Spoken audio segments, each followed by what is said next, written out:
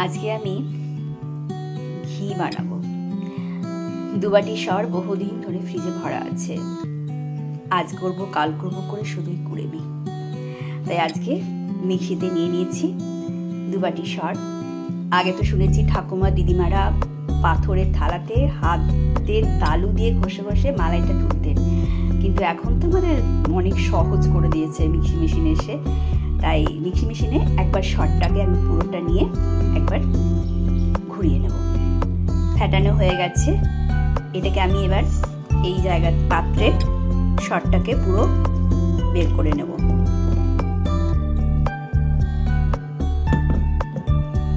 এবার এটা জল দিয়ে মালাইটা তুলে নেব।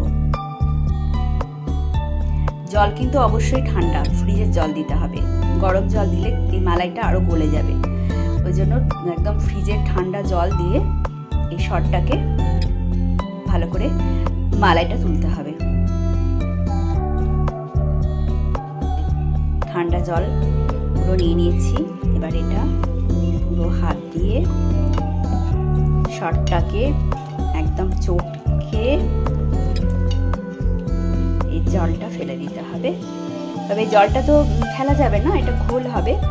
তো এই ঘোলটাকে আবার যদি কড়াইয়ে বসিয়ে দেওয়া যায় সেটা কিন্তু আবার ছানা হয়ে যায়। এই ছানাটা দিয়ে আবার ছানার কোপ্তাও বানানো যাবে। অতএব দুধ থেকে যেটা বেরোচ্ছে, দুধটা আমরা কোনোটাই আমাদের ফেলা হচ্ছে না, পুরোটাই আমরা ব্যবহার করতে পারছি। এই ভালো করে চটকে নিয়েছি। এরপরে সরটাকে এখান থেকে তুলে তুলে বাটির মধ্যে আবার রেখে দিচ্ছি। এটা আমি জলটা রেখে দেব, আরেকবার ধোবো। টোটাল আমি 3 বার ধুই, এবার 4 বারও ধোয়া যেতে পারে।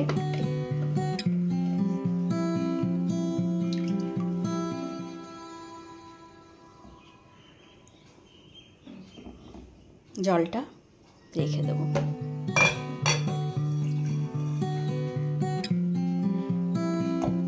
আরেকবার আমি সরটা নিয়ে নেব, আরেকবার লাস্ট ধুয়ে নেব। 2 বার ধোয়া হয়ে গেছে, আরেকবার ধোবো।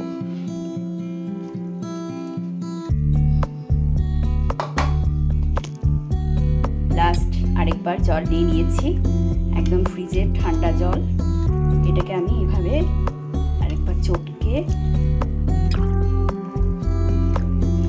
পুরো একদম চটকে নেব।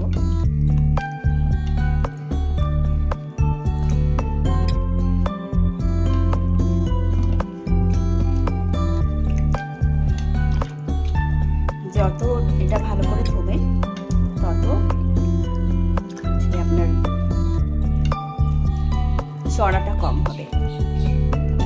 এর একটা চড়া হয়, এই চড়াটাও কিন্তু আবার বেশ ভালো লাগে, চিনি দিয়ে খেতে দারুণ লাগে। তবে একদম কালো করে দেবেন না, একটু আগে চড়াটা তুলে নিতে হবে।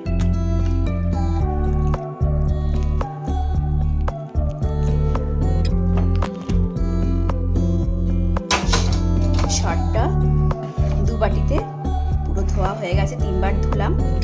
এই মালাইটা বেরিয়েছে, এইটা আমি এবারে একটা বড় পাত্রে দিয়ে গ্যাসে বসিয়ে দেব। এটা মাইক্রোওয়েভও হয়, কিন্তু পরিমাণ যেহেতু অনেকটা বেশি আছে ওই জন্য আমাকে গ্যাসেই করতে হবে। মাইক্রোতে হলে আবার 2 বার করতে হবে।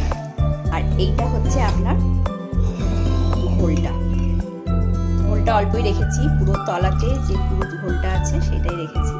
এটা আপনি একটু নুন দিয়েও খেতে পারেন, নুন দিয়ে খুব সুন্দর লাগে, বিট লবণ দিয়ে দারুণ খেতে লাগে এটা। আর তো বললামই, এটা থেকে ছানাও তৈরি করা যাবে। গ্যাসে বসিয়ে দিয়েছি, আস্তে আস্তে এটা গলতে শুরু করেছে। সময় লাগবে কিছুক্ষণ, অনেকটা মালাই আছে। এই যে ফুটতে শুরু করেছে। এর মধ্যে আমি 4টে গন্ধরাজ লেবুর পাতা দিয়ে দেবো। শুনেছি এই পাতাগুলো দিলে ঘিটা নাকি অনেক দিন ভালো থাকে, তাই ঘিটার মধ্যে এটা কিন্তু একদম মিশে যাবে, ভাজা ভাজা হবে।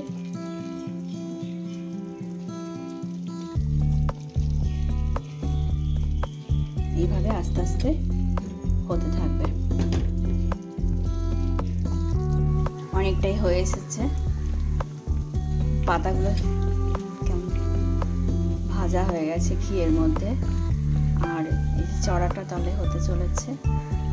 এইটা যদি খাওয়ার ইচ্ছে হয় তাহলে একটু লাল হলেই তুলে দিতে হবে, আর খুব কালো হলে তেতো লাগে ওটা। এবারে চড়াটা তলায় বসে যাবে, ঘিটা পড়ে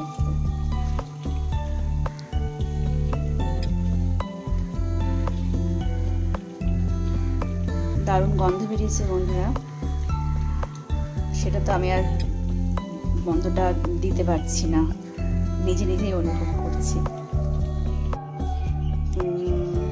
ঘি হয়ে এসছে। এবারে আমি পাতাগুলো একটা করে আস্তে আস্তে তুলে ফেলবো। ঘিটা ছড়িয়ে পাতাগুলো আস্তে আস্তে তুলে ফেলবো। গরম আছে তাই একটু আস্তে আস্তে তুলতে হবে।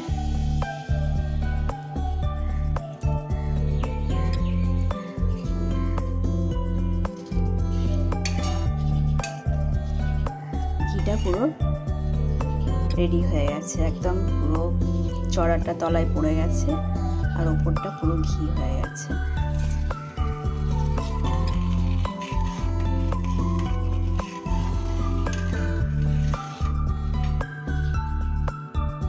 এইবার বোঝা যাচ্ছে চড়াটা তলায় আছে।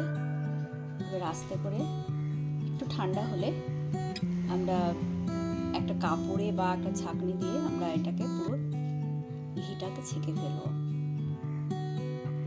এই ঘিটা ছেঁকে নিয়েছি ছাঁকনি দিয়ে। আজকে এই ঘিটাই হয়েছে আমার।